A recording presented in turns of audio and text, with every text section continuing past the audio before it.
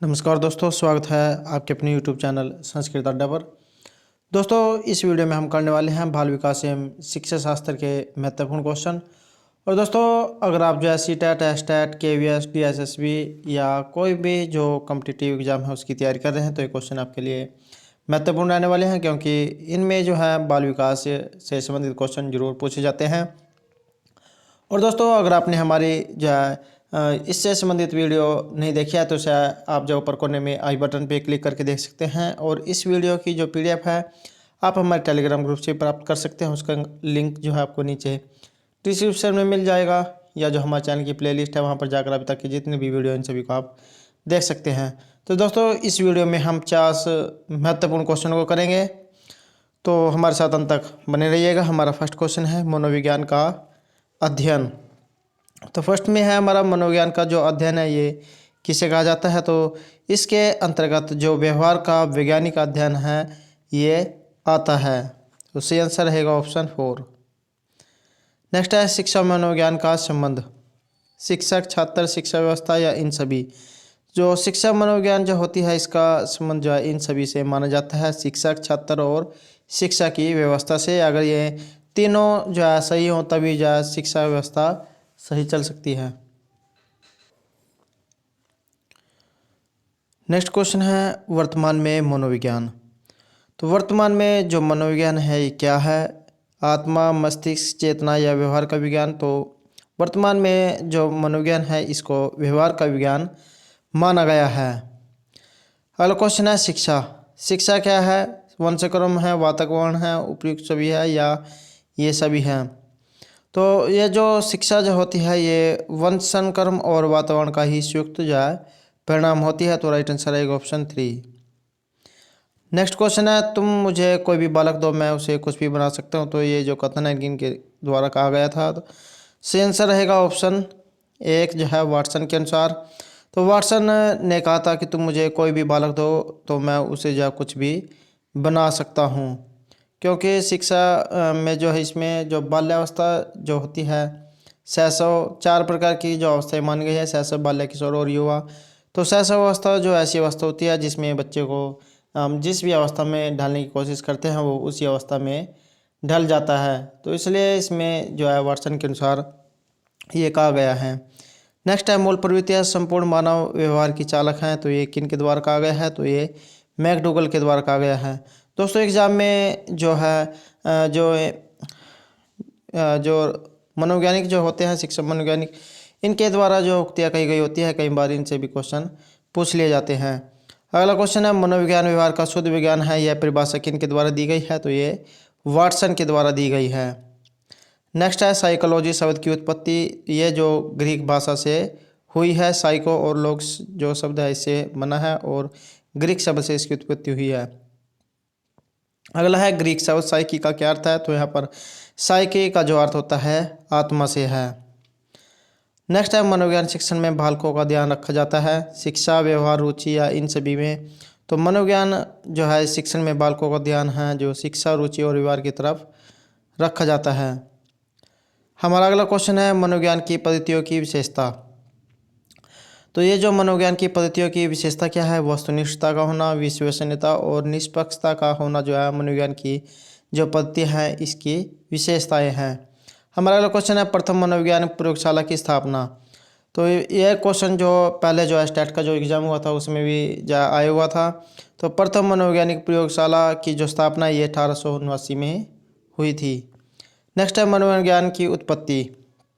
मनोविज्ञान की जो उत्पत्ति है ये दर्शन शास्त्र से हुई है। राइट आंसर रहेगा ऑप्शन 2। हमारा क्वेश्चन है मनोविज्ञान को आत्मा का विज्ञान किसने माना है? तो प्लेटो के द्वारा जो है मनोविज्ञान को आत्मा का विज्ञान माना गया है। नेक्स्ट है मनोविज्ञान को मन मस्तिष्क का विज्ञान किसने बताया है? तो पंपोनोजी ने जो है मनोविज्ञान को मन और मस्तिष्क का विज्ञान बताया है। नेक्स्ट है मनोविज्ञान को चेतना का विज्ञान। तो चेतना का विज्ञान विलियम वुंट व अन्य के द्वारा बताया गया है। नेक्स्ट है मनोविज्ञान को व्यवहार का विज्ञान मानने वाले मनोवैज्ञानिक। तो मनोविज्ञान को व्यवहार का जो विज्ञान मानने वाले जो मनोवैज्ञानिक थे वाटसन थे। हमारा अगला क्वेश्चन है वर्तमान में मनोविज्ञान का विषय वर्तमान में मनोविज्ञान का जो विषय है ये व्यवहार से है। और ये भी जो क्वेश्चन है प्रीवियस जो है स्टेट का जो एग्ज़ाम हुआ था उसमें जो है आया हुआ था। तो वर्तमान में जो मनोविज्ञान का जो विषय है ये व्यवहार से है। अगला क्वेश्चन है मनोविज्ञान किस प्रकार का विज्ञान है, तो ये एक विधायात्मक विज्ञान है। नेक्स्ट है मनोविज्ञान को आत्मा का विज्ञान कब तक माना जाता रहा है, तो 16वीं जो शताब्दी है इस तक मनोविज्ञान को आत्मा का विज्ञान माना जाता रहा है। वर्तमान में यह व्यवहार का विज्ञान है। नेक्स्ट है मनोविज्ञान को मन या मस्तिष्क का जो विज्ञान माना जाता है, तो ये 17वीं से 18वीं शताब्दी में। नेक्स्ट है शिक्षा मनोविज्ञान का केंद्र, तो प्राचीन समय में अध्यापक को जो है शिक्षा मनोविज्ञान का केंद्र बिंदु माना जाता था और अध्यापक को लेकर ही सभी क्रियाएं होती थी। तो वर्तमान में जो है शिक्षा मनोविज्ञान का जो केंद्र है ये बदल गया है। अब बालक को जो है केंद्र में रखा जाता है और उसी के अनुसार जो है पाठ्यक्रम जो है तैयार किया जाता है। और क्लास में जिस प्रकार बच्चे अलग अलग माध्यम के होते हैं, कोई तेज़ कोई धीमी गति का, तो उसी अनुसार से जो है पाठ्यक्रम को अब तैयार किया जाता है। हमारा अगला क्वेश्चन है शिक्षा मनोविज्ञान उपयोगी नहीं है शिक्षण विधियों के चयन में, छात्रों को अभिप्रेरित करने में या पाठ्यक्रम के निर्माण में। सही आंसर रहेगा ऑप्शन 3 पशुओं। तो किस में उपयोगी नहीं है, पशुओं पर प्रयोग करने में। हमारा अगला क्वेश्चन है शिक्षा मनोविज्ञान का अध्ययन शिक्षण को क्यों करना चाहिए। एक शिक्षक को शिक्षा मनोविज्ञान का अध्ययन क्यों होना जरूरी है, तो सही आंसर रहेगा ऑप्शन 3 शिक्षण को ज़्यादा प्रभावी बनाने के लिए एक जो शिक्षक अध्यापक है उसको शिक्षा मनोविज्ञान का जो अध्ययन है होना जरूरी है, क्योंकि वही जो है अच्छे तरीके से जो है एक बच्चे के अंदर की भावनाओं को समझ सकता है, जिससे शिक्षा मनोविज्ञान का जो है ज्ञान होगा। हमारा अगला क्वेश्चन है आत्म बिंदु रेखीय व्यवस्था के प्रबल समर्थक कौन थे, तो ये थे ऑलपोर्ट। नेक्स्ट है पर्यावरणीय सिद्धांत, तो ये जो पर्यावरणीय सिद्धांत है इसका प्रतिपादन किसने किया था, तो फिलिप्स जी व जिम ब्रोडे के द्वारा जो है पर्यावरणीय सिद्धांत का प्रतिपादन किया गया था। हमारा अगला क्वेश्चन है व्यवहार तकनीकी का जो जनक ये कौन है, तो स्किनर को व्यवहार तकनीकी का जनक माना जाता है। नेक्स्ट है मनोविज्ञान को शुद्ध विज्ञान, जेम्स ट्रेवर के द्वारा मनोविज्ञान को शुद्ध विज्ञान माना गया है। नेक्स्ट है शिक्षा मनोविज्ञान है, तो ये मनोविज्ञान का ही एक अंग है। हमारा अगला क्वेश्चन है वुडवर्थ ने सबसे पहले निर्माण किया था, तो ये जो वुडवर्थ जो थे मनोवैज्ञानिक, इनके द्वारा सबसे पहले जो प्रश्नावली है इसका निर्माण किया गया था। नेक्स्ट है यह परिभाषा किसने दी कि मनोविज्ञान शिक्षा का आधारभूत विज्ञान है, तो स्किनर के द्वारा ये परिभाषा दी गई है। हमारा अगला क्वेश्चन है शिक्षा का उद्देश्य। शिक्षा का क्या उद्देश्य है, तो बालक का सर्वांगीण विकास करना ही शिक्षा का उद्देश्य होता है। राइट आंसर है ऑप्शन ए।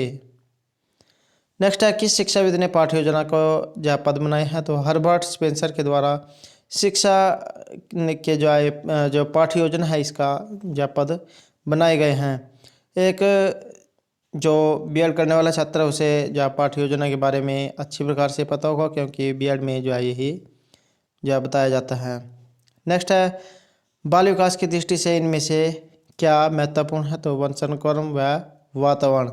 तो बालक के जो विकास है ये वंशनक्रम व वातावरण की जो संयुक्त देन है। अगर वंशनक्रम या वातावरण अच्छा नहीं हो तो बालक का विकास भी सही तरीके से नहीं हो पाएगा।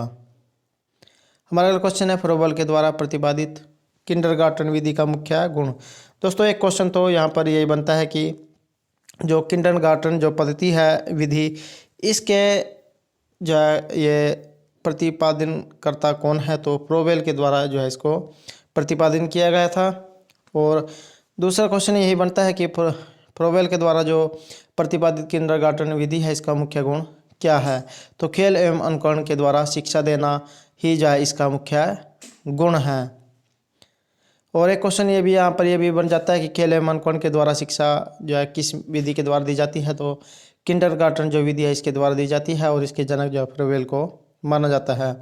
अगला क्वेश्चन है इनमें से कौन सा क्षेत्र मनोविज्ञान के क्षेत्र में नहीं आता है, तो ये व्यक्तिक आर्थिक मनोविज्ञान के अंतर्गत आते हैं, तो ये राजनीतिक नहीं आते हैं।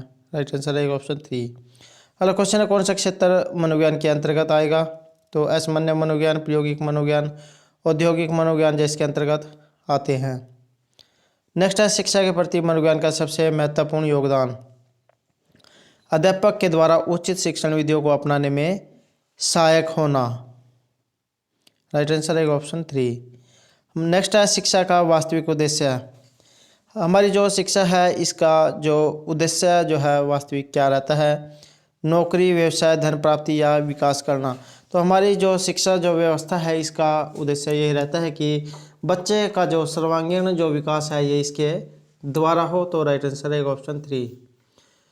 हमारा अगला क्वेश्चन है शिक्षा का श्रेष्ठ गुण। शिक्षा का जो श्रेष्ठ गुण है ये चरित्र का निर्माण करना है, न कि डिग्री लेना, नौकरी प्राप्त करना। तो चरित्र का निर्माण करना ही इसका जो है श्रेष्ठ गुण है। अगला क्वेश्चन है फ्रायड कहाँ के निवासी थे? तो ये वियना ऑस्ट्रिया के निवासी थे। अगला क्वेश्चन है प्राचीन दंड जो व्यवस्था है ये बदल दी है। तो शिक्षा मनोविज्ञान ने प्राचीन दंड व्यवस्था को बदल दिया है। प्राचीन समय में जो बच्चों को प्रताड़ित किया जाता था डंडे या उन्हें अन्य विधियों के द्वारा जो प्रताड़ित किया जाता था, लेकिन अब जो है शिक्षा मनोविज्ञान के द्वारा इसको जो है बिल्कुल बदल दिया गया है। अब बच्चे को जो है दंड की व्यवस्था न करके उसको अन्य जो विधियाँ होती है खेल के माध्यम से, तो इस प्रकार से जो शिक्षा दी जाती है। हमारा अगला क्वेश्चन है शिक्षा मनोविज्ञान में जिनका अध्ययन किया जाता है। तो शिक्षा मनोविज्ञान में इनमें से किसका अध्ययन होता है? मंदबुद्धि बालक जो होते हैं, समस्यात्मक या पिछड़े बालक, तो इन सभी का जो अध्ययन है शिक्षा मनोविज्ञान में किया जाता है। हमारा अगला क्वेश्चन है मनोविज्ञान की कौन सी विधि सबसे पुरानी मानी जाती है? तो अंतर्दर्शन जो विधि है ये मनोविज्ञान की सबसे पुरानी मानी जाती है। अगला क्वेश्चन है शिक्षा मनोविज्ञान की विषय सामग्री का संबंध किससे है? तो सीखने से है। शिक्षा मनोविज्ञान जो है सीखने पर बल देता है। नेक्स्ट है शिक्षा मनोविज्ञान अध्यापक की मदद कैसे करता है? तो राइट आंसर रहेगा इसमें ऑप्शन 3, अधिगम के नियमों एवं प्रक्रियाओं के प्रति एक वैज्ञानिक दृष्टिकोण प्रदान करना। यही जो है शिक्षा मनोविज्ञान का इसके द्वारा अध्यापक की मदद की जा सकती है। अगला क्वेश्चन है इनमें से कौन सा वस्तुनिष्ठ प्रश्न है? निबंधात्मक, लघु, अति लघु या सत्य असत्य वाले। दोस्तों आजकल जो कॉम्पिटिटिव एग्जाम होते हैं उनमें जो है वस्तुनिष्ठ क्वेश्चन ही पूछे जाते हैं, जिसमें जो है हाँ या नहीं जो है आंसर देना होता है, जैसे सत्य या असत्य। तो इस प्रकार के क्वेश्चन इसलिए होते हैं क्योंकि इनके द्वारा जो है जो सही जो आंसर है इसका पता लग जाता है और सभी का ही जो है एक ही आंसर होता है, इसलिए जो वस्तुनिष्ठ प्रश्न जो है आजकल चलन में है। नेक्स्ट है शिक्षण से अधिगम पर बल दिया जा सकता है। तो सी आंसर रहेगा ऑप्शन 3, बाल केंद्रित जो शिक्षा पद्धति है इसको अपनाकर जो है अधिगम पर बल दिया जा सकता है। हमारा नेक्स्ट क्वेश्चन है यह कथन किसका है? शिक्षा मनुष्य में अंतर्निहित क्षमता का परिपूर्णता से विकास करती है। तो स्वामी जो विवेकानंद जी है इनका कथन था कि शिक्षा जो है मनुष्य में अंतर्निहित क्षमताओं का परिपूर्णता से विकास करती है। और हमारा आज का अंतिम क्वेश्चन है अक्सर छात्रों की जो त्रुटियां हैं किसकी ओर इशारा करती हैं? तो सी आंसर रहेगा ऑप्शन 4, उनके सीखने की अनुपस्थिति। तो अक्सर छात्रों में अगर कोई कमी रह जाती है तो ये किसकी ओर इशारा करती है कि उनके जो सीखना है उसमें कुछ त्रुटियां जो है कमी रह गई है। अगर कक्षा में एक भी छात्र फेल हो जाता है तो इससे यही माना जाता है कि उसकी जो अध्यापक है उसकी जो शिक्षा व्यवस्था है ये फेल हो गई है, इसलिए जो है अक्सर छात्रों की जो त्रुटियां है किसकी ओर इशारा करती है? उनके सीखने की अनुपस्थिति की ओर। तो दोस्तों ये थे हमारे आज के बाल विकास एवं शिक्षा शास्त्र के महत्वपूर्ण क्वेश्चन। दोस्तों अगर आपको हमारे क्वेश्चन अच्छे लगे हों तो हमारे चैनल को सब्सक्राइब कीजिएगा, लाइक कीजिएगा और ज़्यादा ज़्यादा ग्रुपों में शेयर कीजिएगा। और दोस्तों हमारे साथ अंत बनाने के लिए धन्यवाद।